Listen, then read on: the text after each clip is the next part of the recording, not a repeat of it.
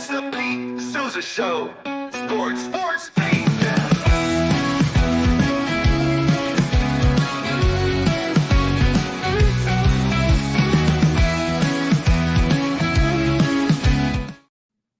Coming at you.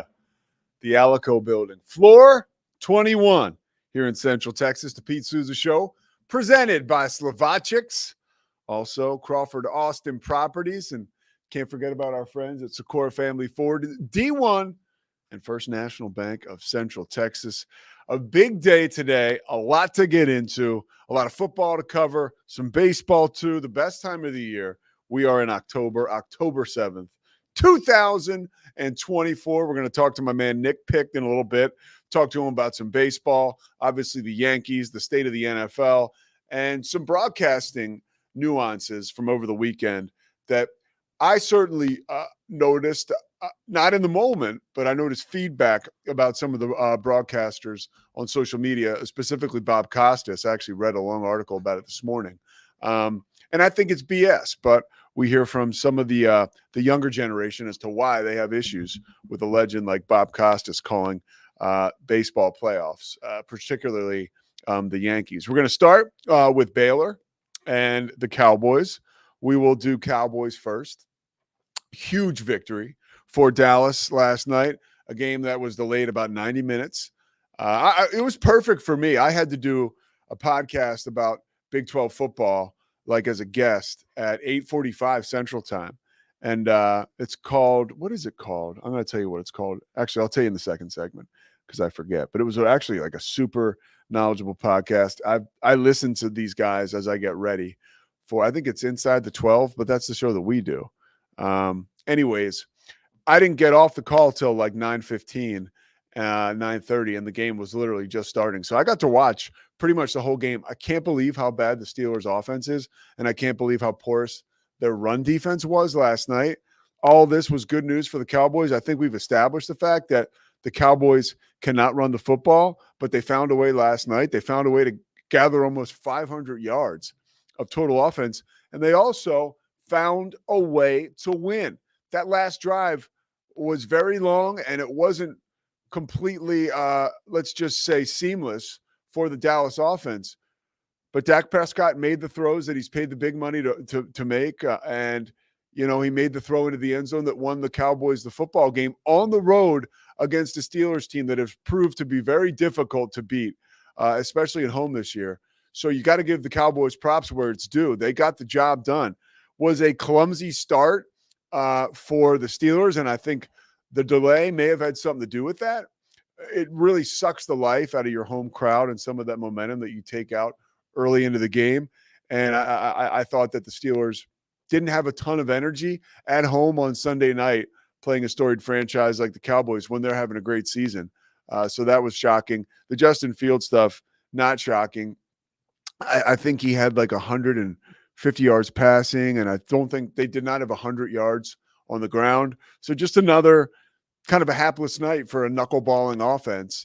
And it's what we expected from the Steelers. But I do want to say, although we knew that the Steelers defense or offense wasn't going to slice and dice anybody, the Cowboys finally showed the ability for the second week in a row. So it's not finally, but for 2 games now, right? Thursday night, so the first game of the week, and then almost the very last game of the week as this bled into Tuesday or Monday, even on Central Time, the game did.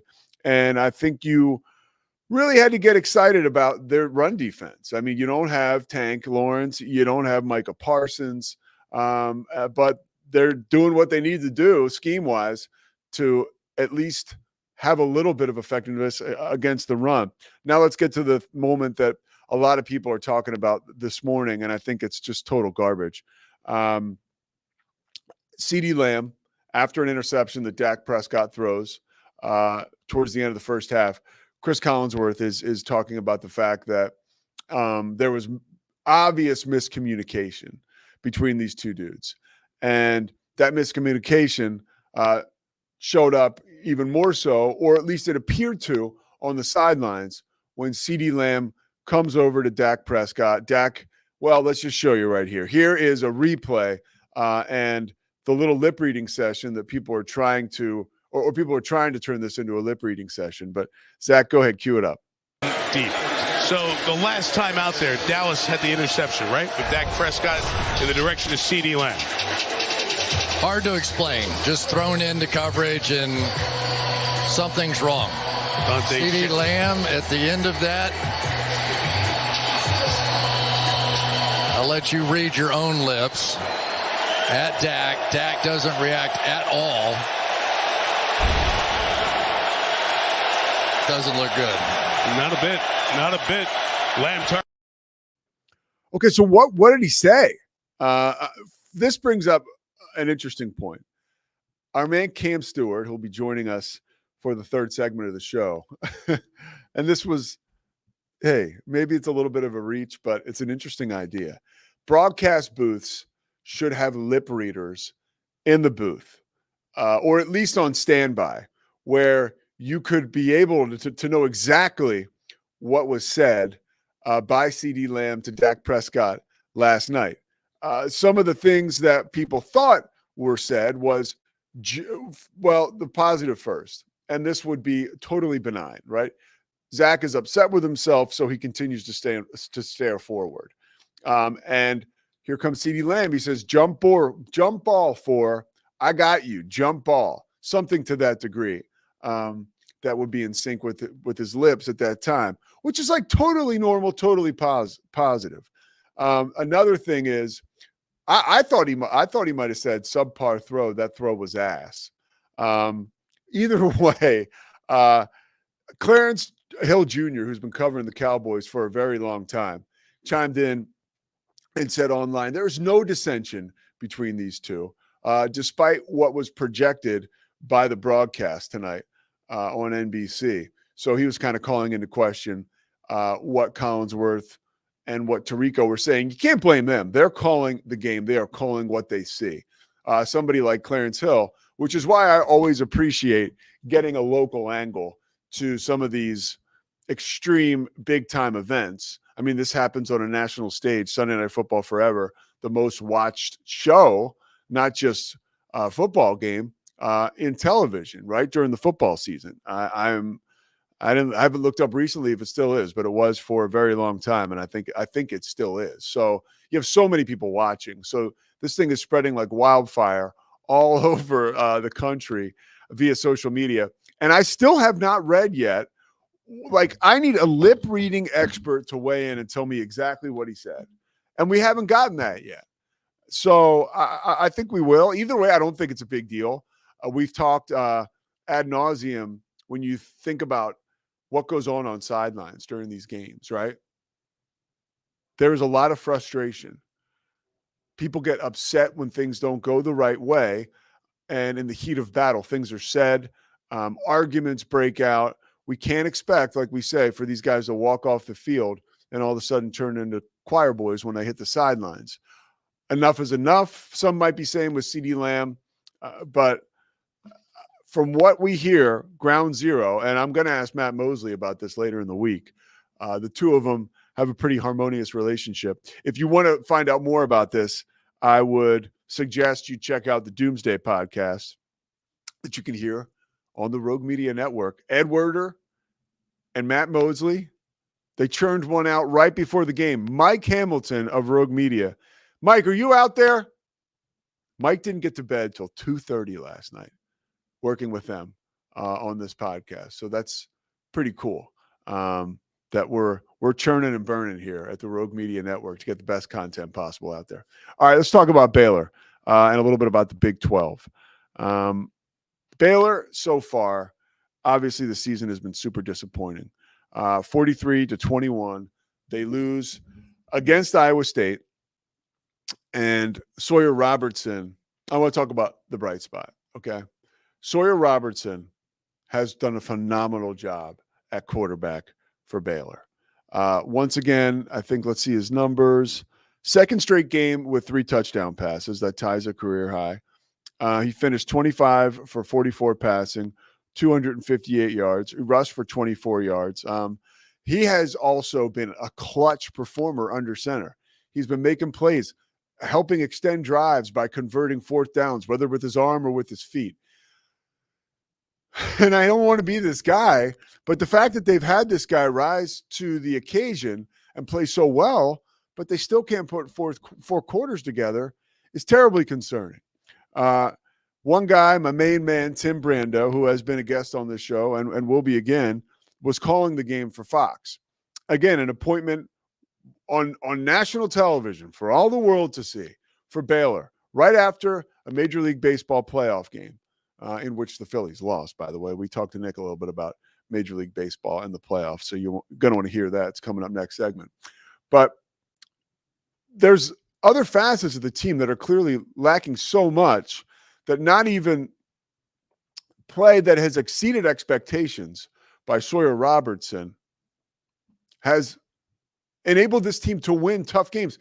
Look, they have lost 3 games in a row to good opponents, but you're playing the Big 12, so that's not an excuse. But they've lost them to good opponents.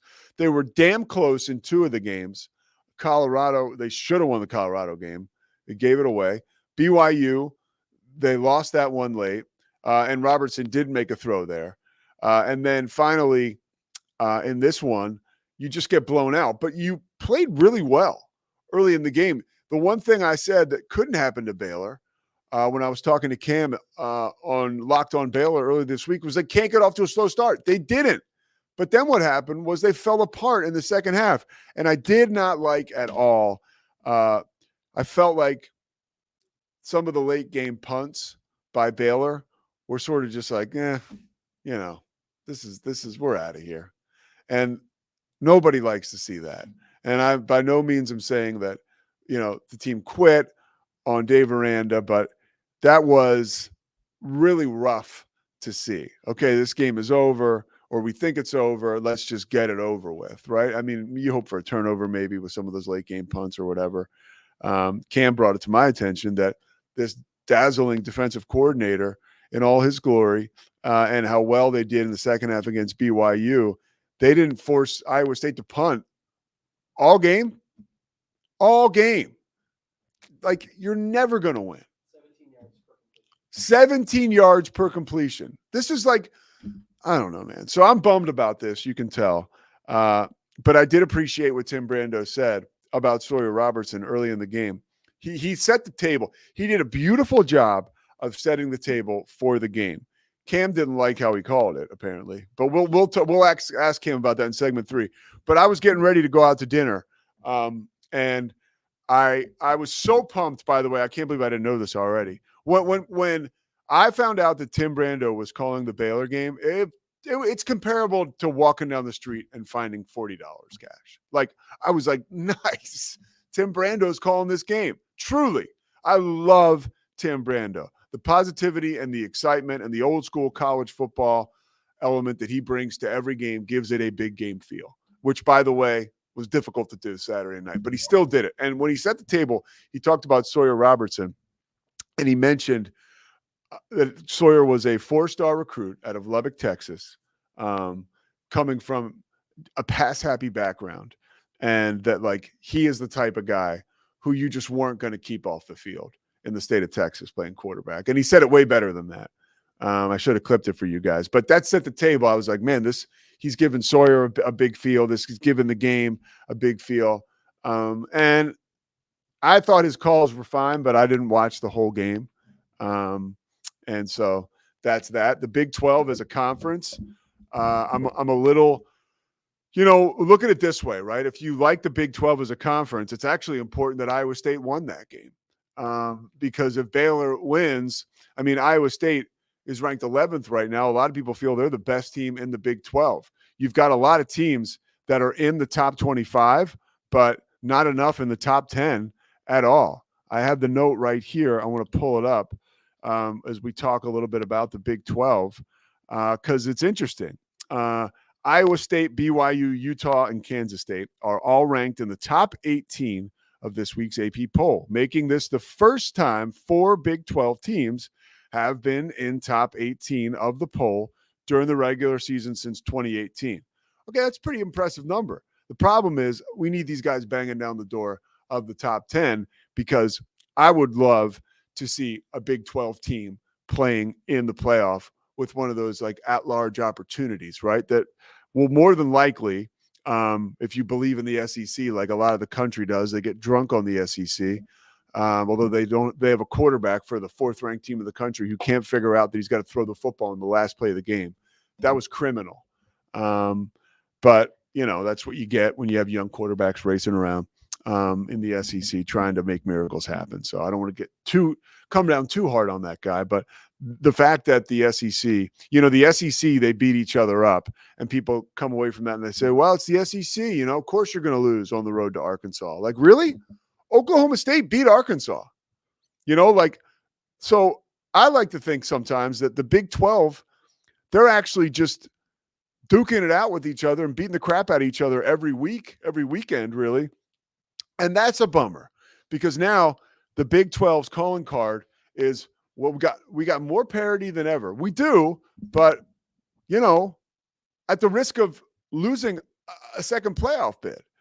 I will say the good news is I looked at a lot of so-called experts and their playoff predictions so far, which early in the year, they mean nothing, but it is fun to handicap it a little bit. And I'd say 4 out of the 6 did have 2 Big 12 teams in there. I mean, you're going to have your one, right, that automatically gets in. And right now you've got a handful of teams.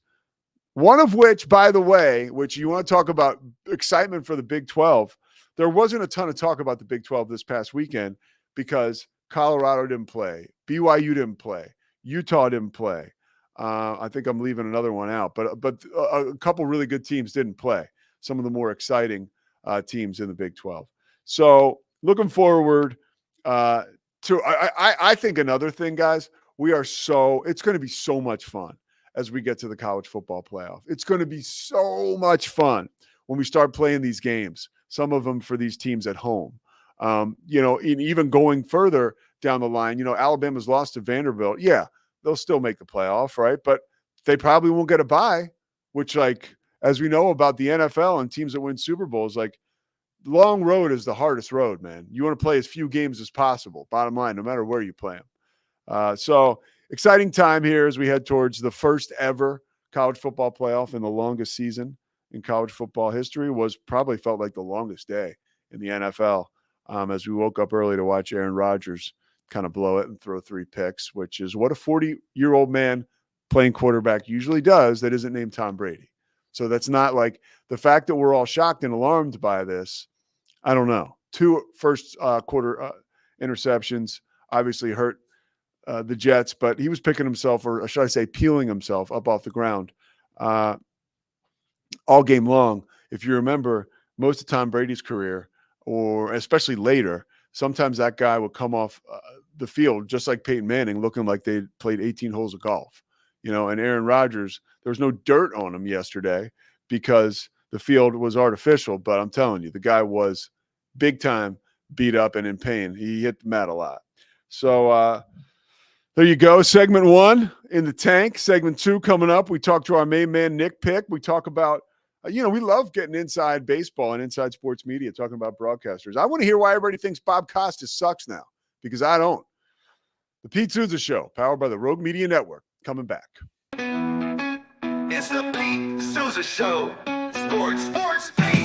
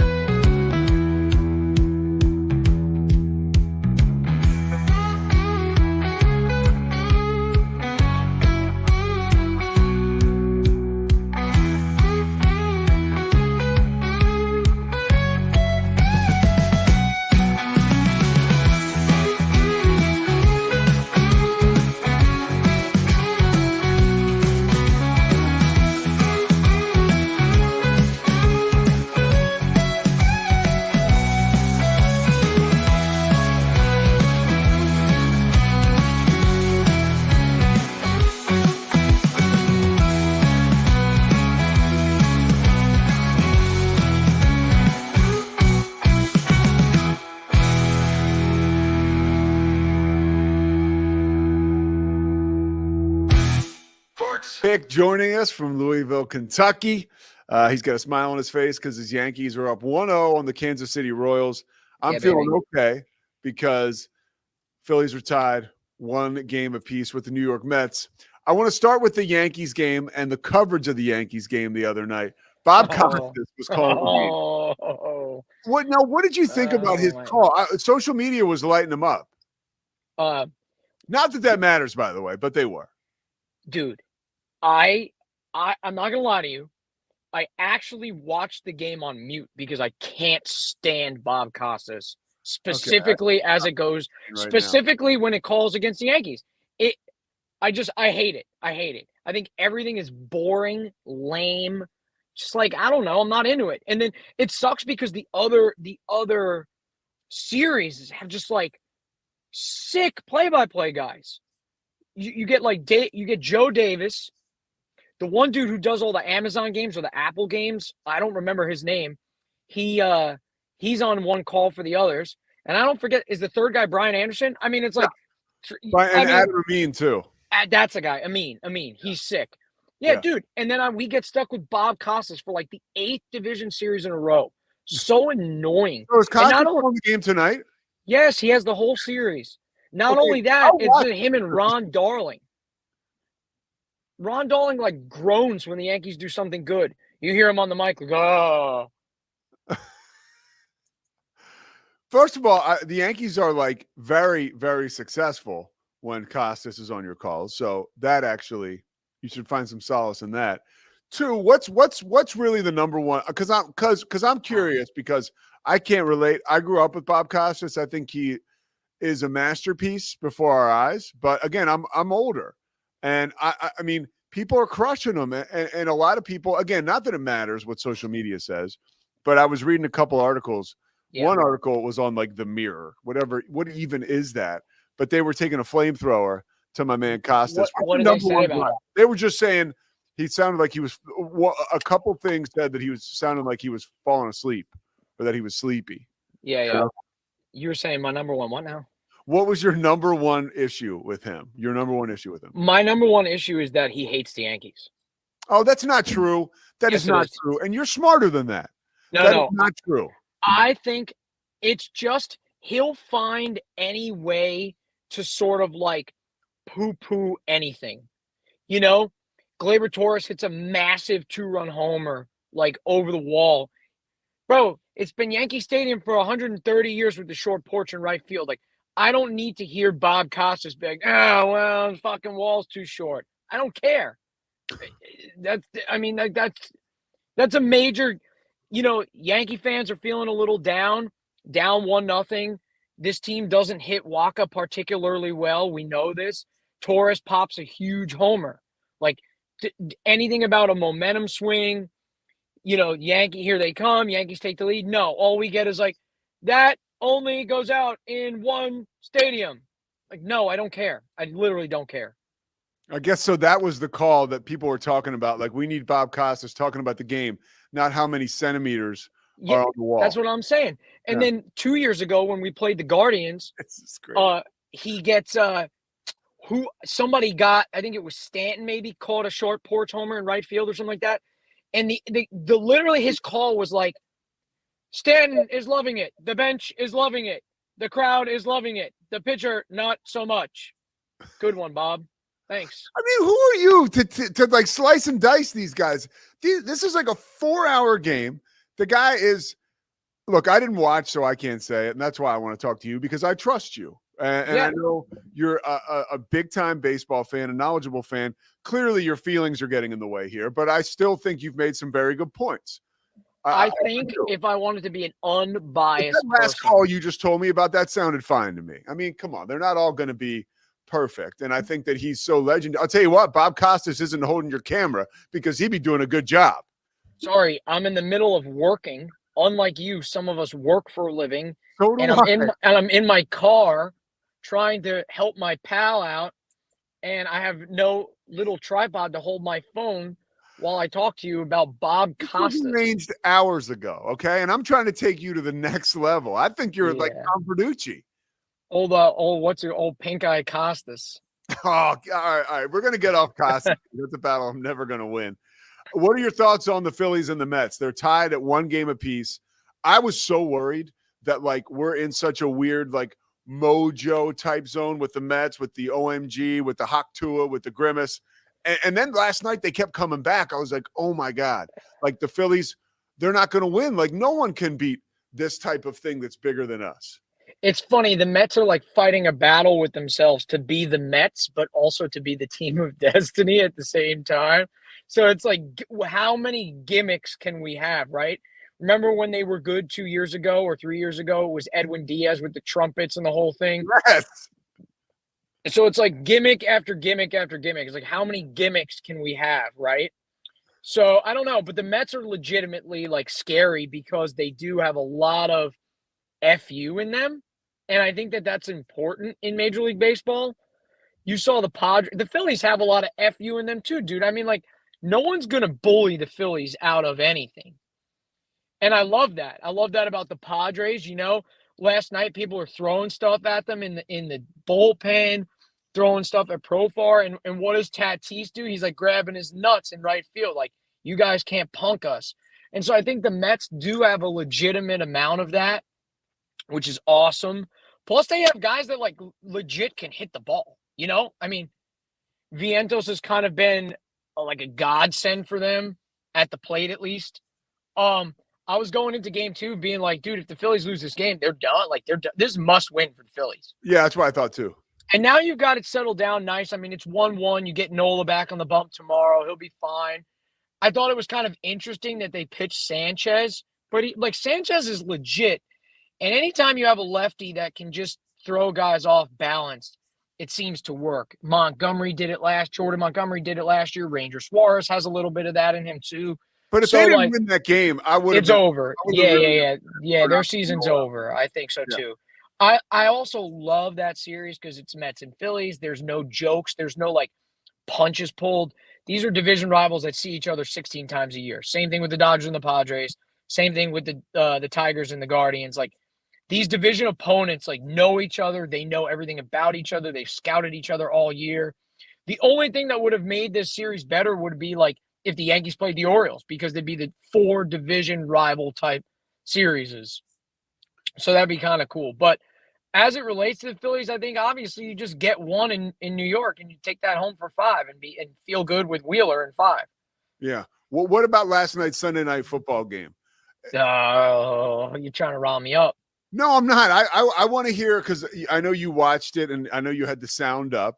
I want to hear what you thought about the entire product. I mean, the Steelers in that knuckleball offense is rough to watch, dude. Well, we'll start with the broadcast. Tirico's the best, dude. If you don't like Mike Tirico's is such a legend, man.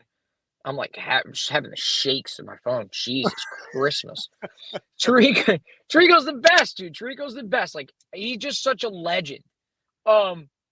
Anyway, I don't even know if I should make the point about the Steelers first or about the NFL in general. I guess I'll start with the Steelers. First, the Yankees and the Mets. So, the Steelers, the fact that the highest paid defense in the league gave up 459 yards of total offense to a Cowboys offense that was down 2 linemen, I'm pretty sure, and their wide receiver 2, is like flat out unacceptable. Secondly, how you have 3 turnovers and a blocked field goal and lose is crazy, dude. How do you win the turnover battle 3-0 and lose? Like, I just don't get it. It's the same shit every year with Tomlin. The same shit. It's like the last 6 years, the offense hovers around 19 points a game.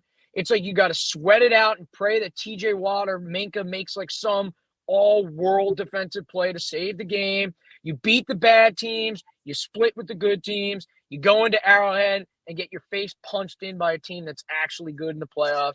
And then you call it 9-8, and you're like, wow, Tomlin again doesn't finish on 500. But it's like we're no closer to winning a Super Bowl than we were, I don't know, 6 years ago. Probably farther away, if we're being honest.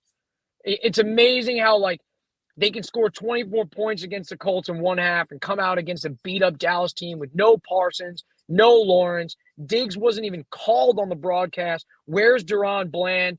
And you put up, like, what, 3 points in the first half? Maybe it was 6? So what are we doing, dude? It's just unbelievable. All right, give me your thoughts before we go on the NFL as a whole. You were going to make a point about the league. I think it's pretty unbelievable how bad A, quarterback play is, and B, how bad coaching is. The number of, like, coaching meltdowns yesterday that were just, like, inexcusable, and quarterback play. I mean, take me to your number one coaching meltdown. What is Zach Taylor doing in overtime? Yeah. How do you have a guy who has 10 catches, 193 yards, 2 touchdowns? He's like smacking this Ravens defense, and you run 3 inside handoffs? I don't get it. And then vice versa for the Bills. Like, how do you call 3 shotgun pass plays out of your end zone with 40 seconds to go? It's crazy, dude. What was the number one quarterback meltdown? How did C.J. Stroud throw that, oh my God, that intentional grounding? Yeah. That should have lost the game right there. Yeah. We saw it on Saturday night with the Tennessee quarterback against Arkansas, like not throwing the ball on the last play of the game. It's that is inexcusable, but yeah, it happens.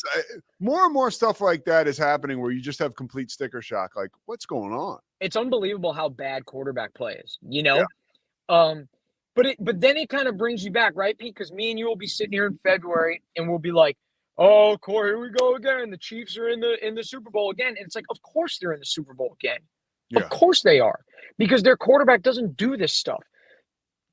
They're one of the best play callers of all time. They don't play stupid football. Like, of course the Chiefs are here again. Yeah. Who are you going to trust to beat them?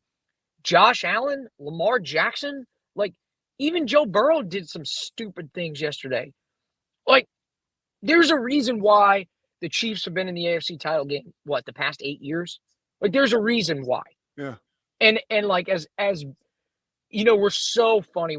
Human beings are like such creatures of like being in the moment, dude. Because we're always like, oh my God, this is the year. This is the year we do it, right? Prisoners in the moment. Bro, and then it's like the same thing happened for the past 8 years. Oh, of course it did. Because everyone's dumb. And like, I was bouncing back and forth between Bills, Texans, and Ravens, Bengals. And 2 great games. Awesome games. But it was like, who was going to try to lose this game worse? Yeah.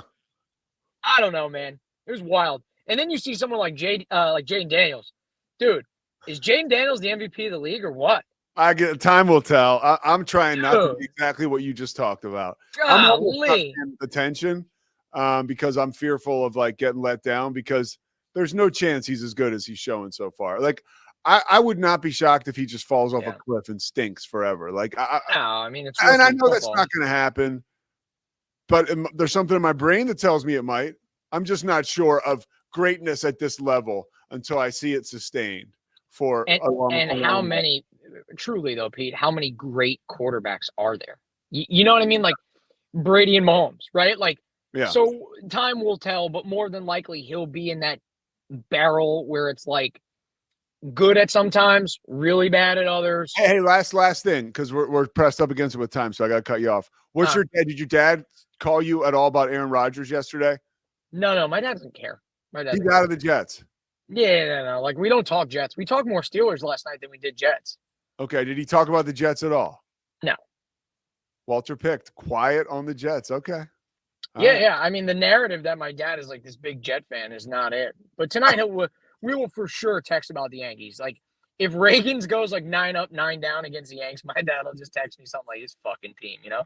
Like, all right, Nick, I have to be like, dude, like, you know, I gotta be like, dude. I appreciate your time.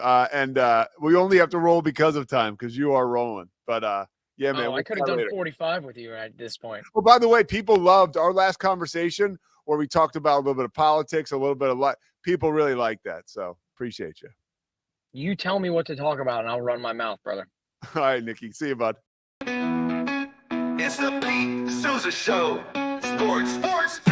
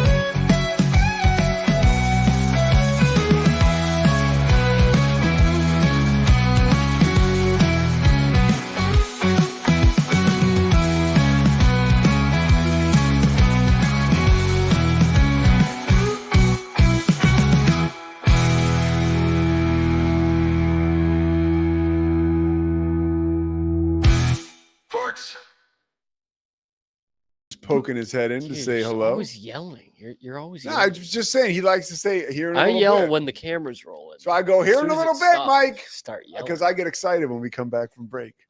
We are joined now by Cameron Stewart.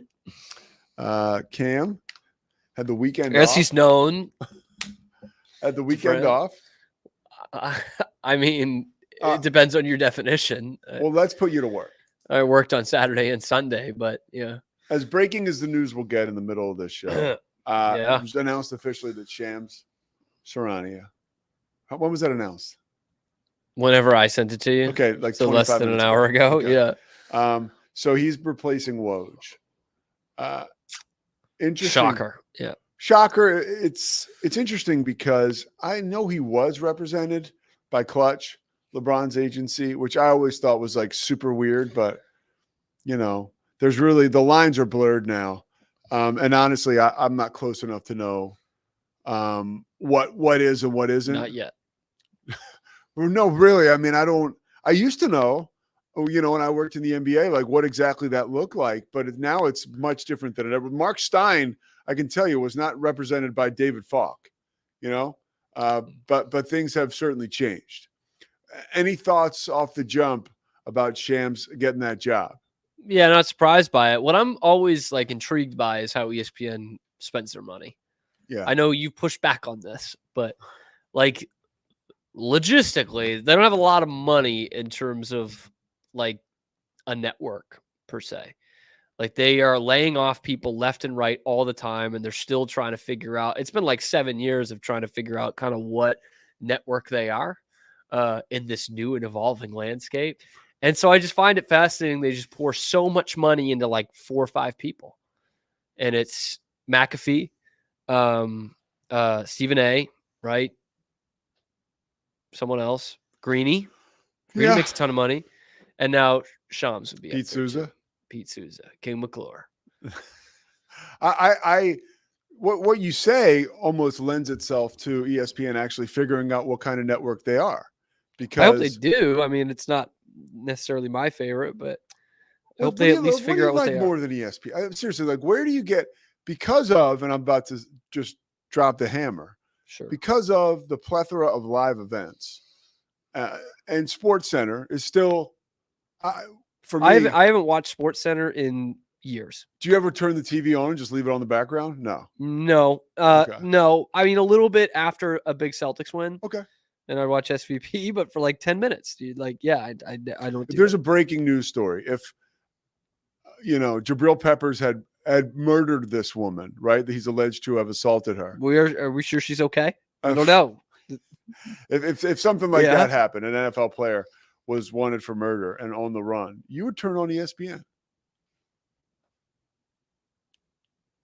Twitter. Yeah, but no, there's a chase. That's what I would go to. You're probably going to the news, but you get what I'm saying. ESPN is still the powerhouse, and they're not hurting for money. It's just they're finding a way to spend it in a way that works for them. And this is from 30,000. But they're also spending a ton of money on daytime programming, which is fine. But I'm saying I don't watch any of that. But some people do. Apparently a lot. Stephen Smith, Stephen A. Smith, Pat McAfee. They command huge audiences during the day. They do. Well, I don't know if they command huge audiences or command huge paychecks. I mean, who cares at the end of the day if you're them? I don't know if it's for the audience or for the paycheck. Like, they just get paid a lot of money. Whoa, they must be huge, And I get McAfee's show. I know a lot of people don't like it. I'm fine with him. I think he's pretty cool. Like, he was probably a little behind me.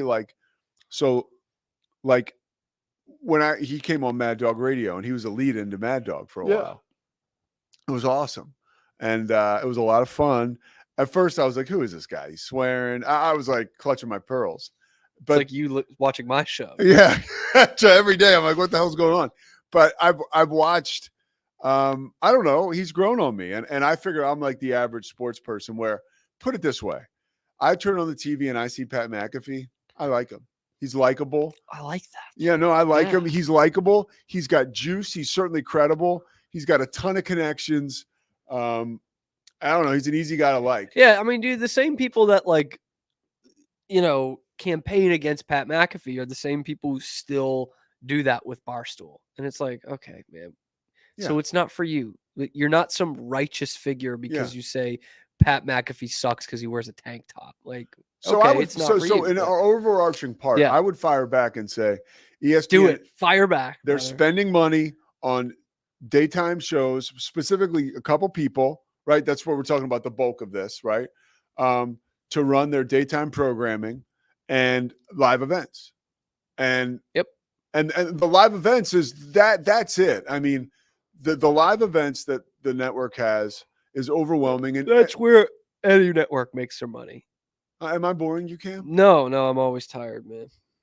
You know what? You and your bag of hammers that you're pulling up the hill every day. Oh, brother. You say that again. Amen. Amen, bro. But so I couldn't fall asleep last night. I don't know what it was. I was high. I don't know why I couldn't fall asleep. But... Oh, you couldn't fall asleep? Yeah, that's a rare one. Maybe you overshot the mark. I said last week I got to cut down. I think I've done it like 6 of the last 7 nights. Maybe you overshot the mark. Maybe, yeah. You know what I mean? Like you got a little up in your head. Were you getting a little squirrely? What?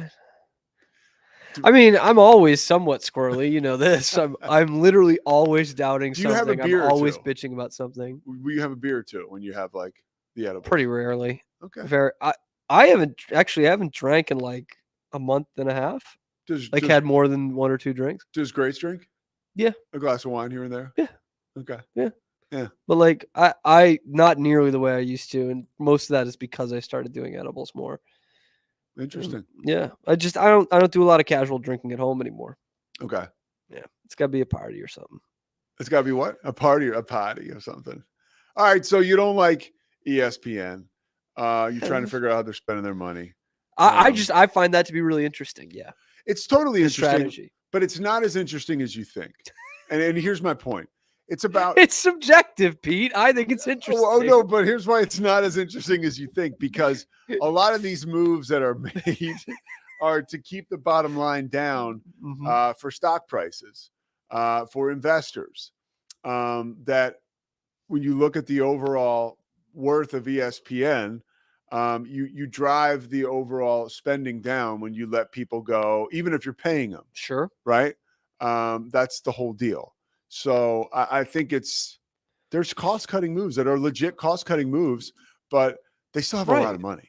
I mean, there's not right, but I'm saying like I find that interesting what they cost cut on. All right. They're kind of a a unique network. You got FS1 now, but before you defend that, that's not much of anything. You know what I mean? Like ESPN is really one of one in terms of and has been since it started of around the clock sports. I mean, you would treat it a lot of the time as you would a news station in terms of their overhead, how things work, advertising and that, but they also don't have, an affiliate. They don't just throw on sitcoms during the day and in between newscasts. You know what I mean? So I find it very interesting to see how they work in this world where the news networks are not nearly what they used to be, as you and I both know pretty well.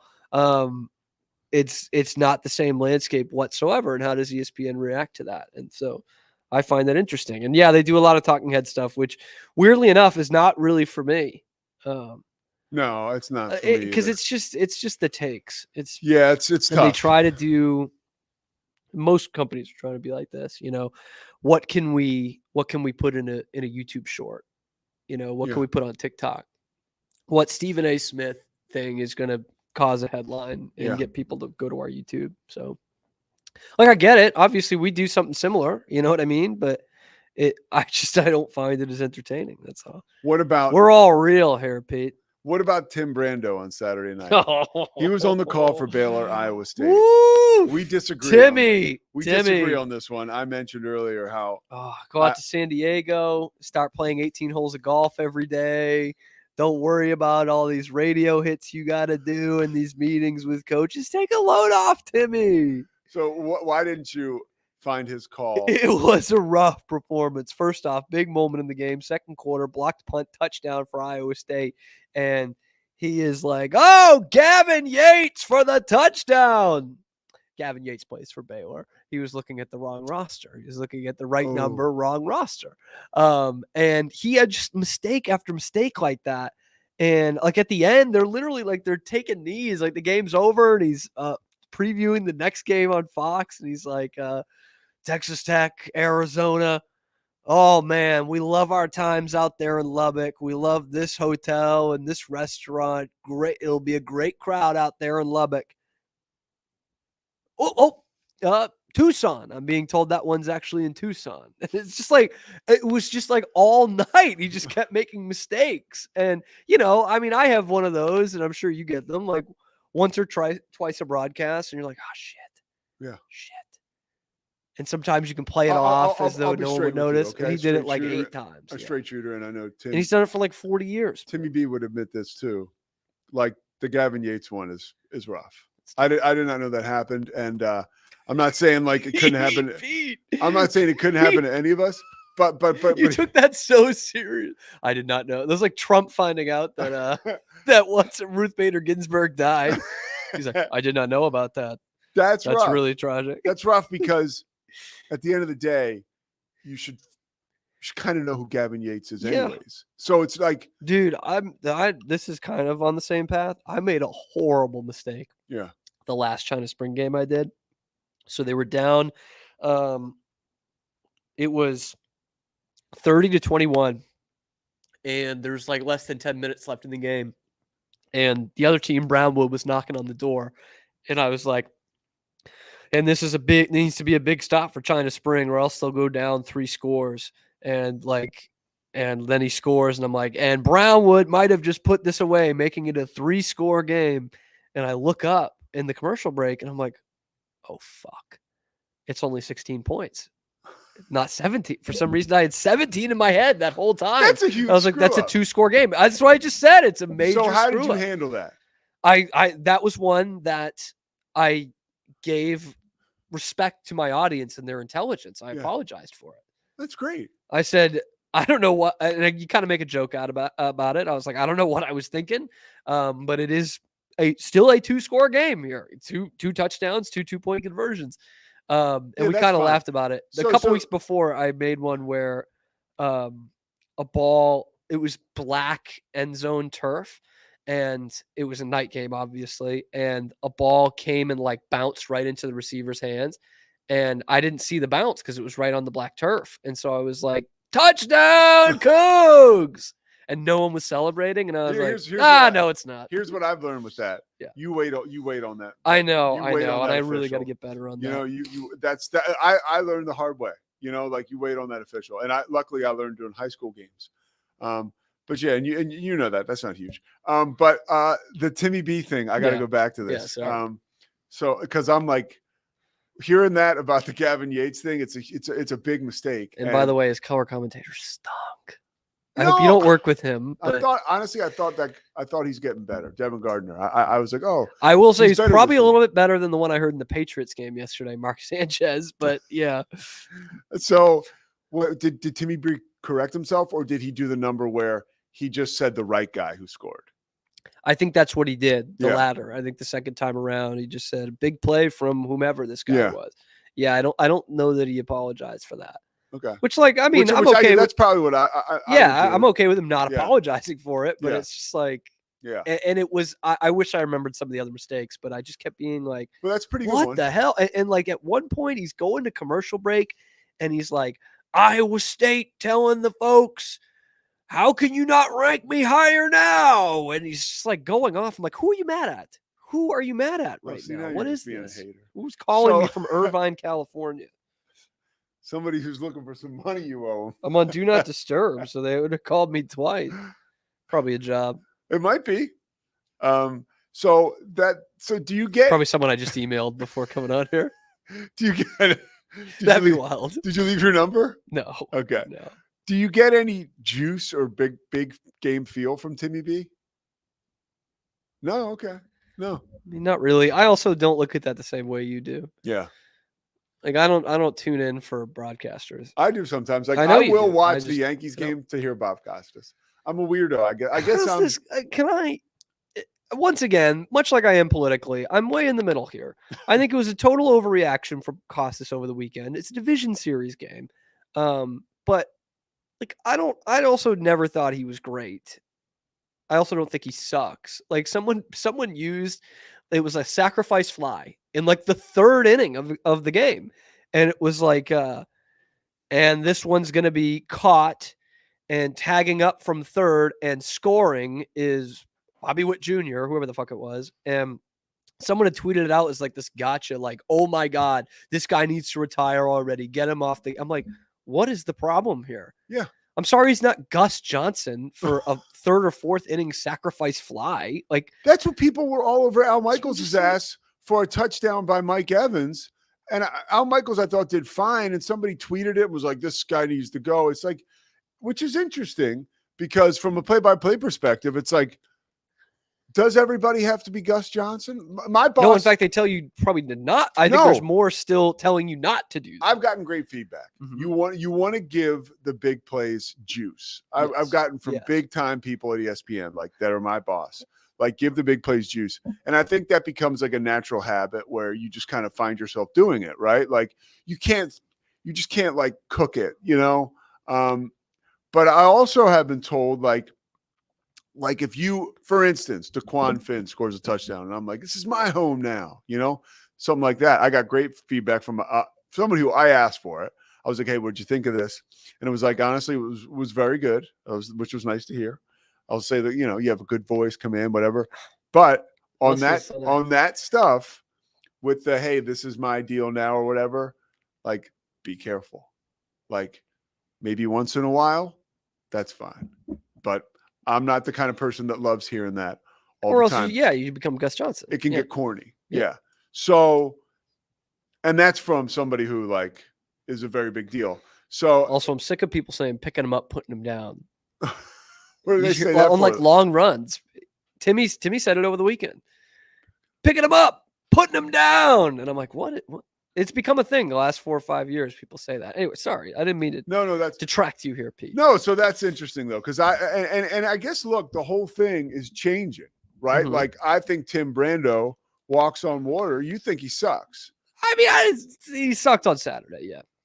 and by the He way, sucked. I thought. by he the had a bad game way, on Saturday. you know this.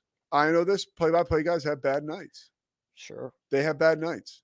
You know, I've had a bad couple years. Yeah. whatever happened to you being a stand-up comic? Dude, I know. I gotta get into one of these. It's just been so much, man. My bag of hammers. Right? I do. In the next week or two, I think I need to. Would you come? Where's it going to be? Somewhere in Waco, somewhere in town. Yeah, for sure. You hear that, Zach? Yeah. Put that down. Pete says he's coming. Zach, you gonna come? Yeah, if it's on a weeknight, Zach told me he's gonna come. If it's on a day where I'm not working, I will be there. Well, I gotta check the volleyball. when are you schedule. planning on doing this? Let's Zach's say having a kid I'm having a kid. So let's say it's next week. Yeah, I'll come next week. during the week. Yeah.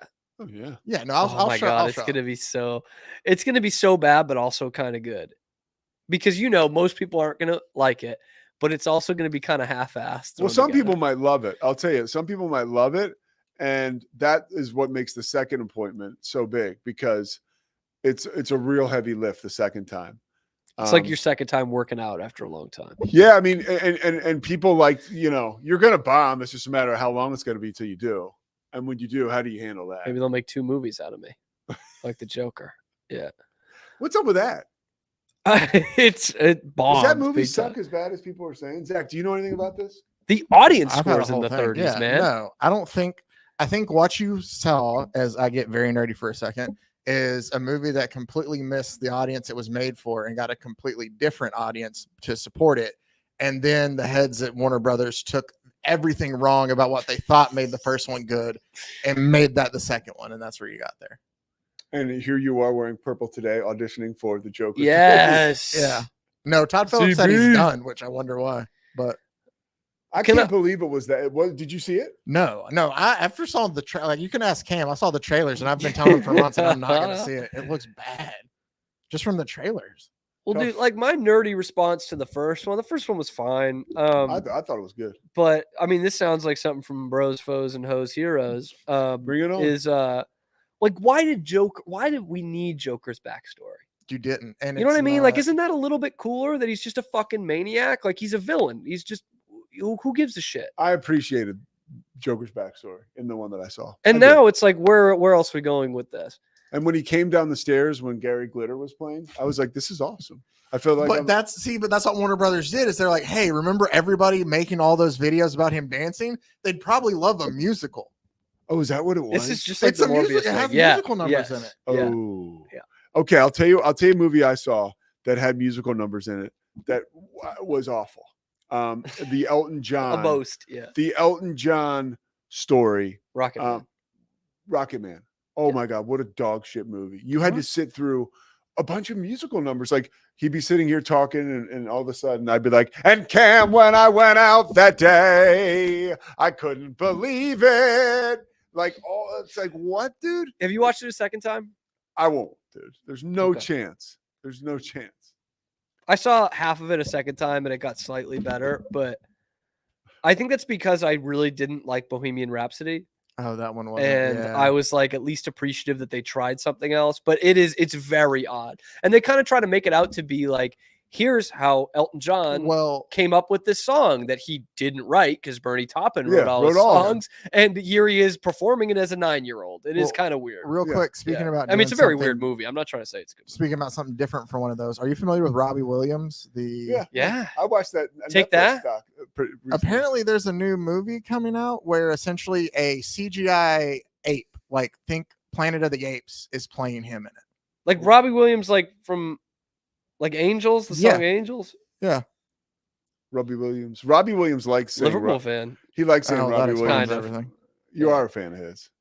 Because I like that song Angels. Yeah. 'cause It's he's so like- sappy. It's so exactly, shitty. He's like a British invasion guy, so he I likes. sit and wait. Yeah. Does an angel contemplate my fate? Yeah, he went on the bus with Liverpool to the 96 FA Cup final, Did you guys see the Netflix which became pretty documentary show infamous. about him? No, It was a Netflix doc about him. It was good, dude. But he likes. he wasn't as big in this country as he was. No, but he was a mess for a while, which is a lot. Yeah. Of fun. And it seems like he's come out of it all right. Places where we go. Robbie Williams. When we're great. They came to see. old. No, what does he say? Elton John. They came to see Elton John, not Reggie Dwight.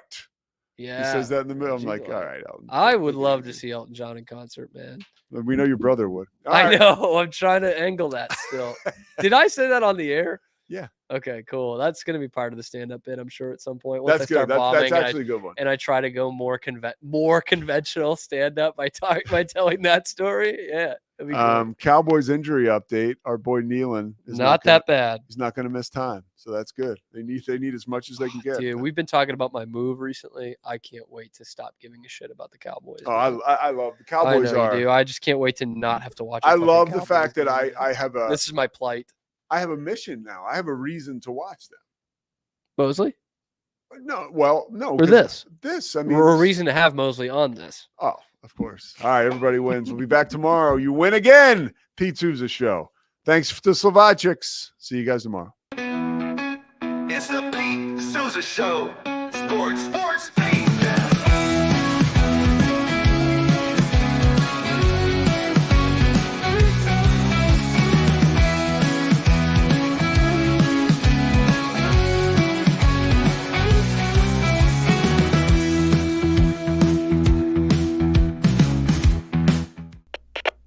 We are Rogue Media Sports.